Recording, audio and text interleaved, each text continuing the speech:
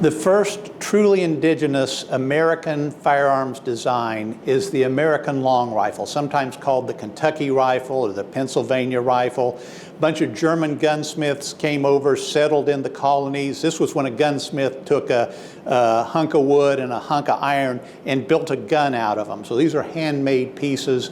But the traditional Jaeger hunting rifle from Germany adapted to game needs in the colony. The barrel became longer to build up more velocity because the caliber was smaller to conserve lead.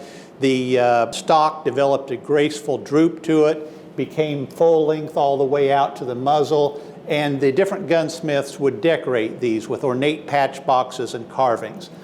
They're beautiful Kentucky rifles in this case, but my favorite gun in this case is the ugliest one, and it's got a great story. It's a Girandoni air rifle. Now, you hear air rifle, you think Red Ryder BB gun, you'll shoot your eye out, kid. That's not the case with this. This was developed in the late 1700s, early 1800s, and it throws a 46 caliber lead ball with enough energy to go through a 1-inch wood plank at 100 yards. The buttstock is the reservoir. It is pumped up with a bicycle-style pump to 800 psi. And Lewis and Clark had one of these that they took with them on their journey across America. Now, every time the expedition met a new tribe, they'd put on their dress uniforms and unfurl the flags and play the drums and pass out peace medals and blankets, but then they demonstrated this gun.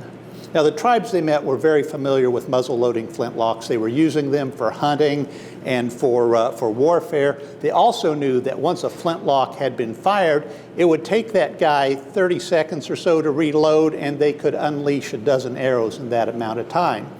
The thing that was amazing about this Girandoni was not only its power and its silence when it was fired and its lack of smoke, but is this tubular magazine laying alongside the barrel.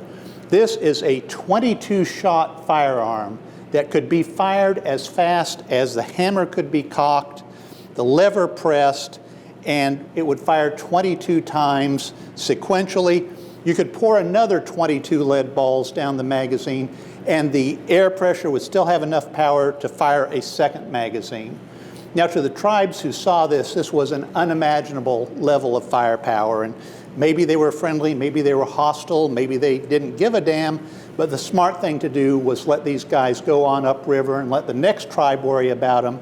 So if you had to pick a single firearm that you could say won the West, you could make a good argument for an air rifle.